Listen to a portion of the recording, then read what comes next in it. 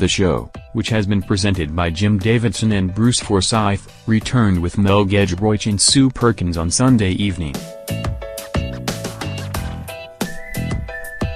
Critics described it as desperate and a shameless carbon copy of the models broadcast in the 1970s and 80s.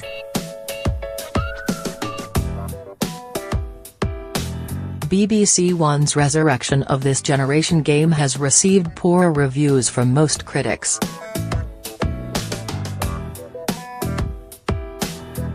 But it was a ratings hit, attracting an average of 5.1 million viewers, according to overnight figures. It was the second most watched programme on Sunday evening after Country File, also broadcast on BBC One.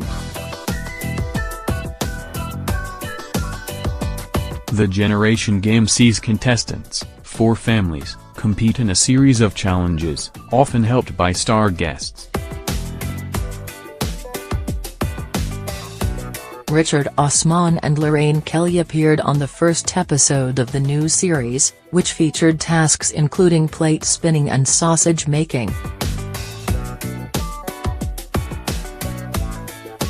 The Telegraph's Gerard O'Donovan gave the show 1 star in his review of the Easter Sunday episode.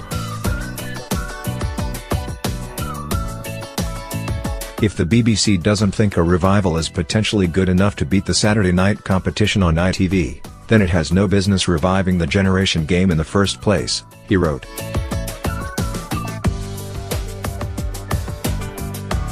As for the show itself, there's little to say other than that it was a shameless carbon copy of memorable moments from the Generation Game of the 1970s or 80s.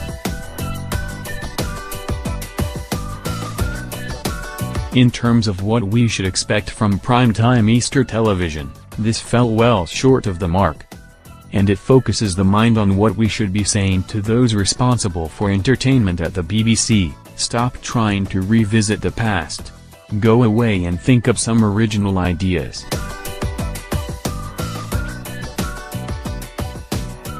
The Times gave it a marginally warmer review, with Carol Midgley awarding it 2 stars. The Generation Game was cut from 4 to 2 episodes amid rumors that the shows were not good enough, she pointed out. So what we saw was the cream. The mind boggles. The problem here was that you could almost smell the desperation to make it work, from the canned laughter to the fact that it used penis-based humor in not 1, but 2 of the games. It needs to relax and dial down the gush. Brucey made it look so easy. Didn't he do well? The BBC defended the show against accusations of canned laughter last week. A statement said, the show was filmed in front of a live studio audience and the overwhelming majority of the laughter was from the recording. Writing for the iPaper, Jeff Robson agreed that certain elements of the show smacked of desperation. It was unfortunate this latest effort arrived so close to the BBC's Bruce Forsyth tribute, a reminder of his gift for generating impromptu laughs, and an occasional free zone of annoyance, from the contestants' ineptness or scene stealing, he said. By comparison, this felt forced and scripted, another territory for the Mel and Sue brand to colonize post-Bake Off rather than an original updating of an old format. But The Guardian's Sam Wollaston was more generous, awarding the show 3 stars in his review. Actually, I don't think Brucey and Larry Grayson, another former host, will be turning in their graves. They might even have approved, he said.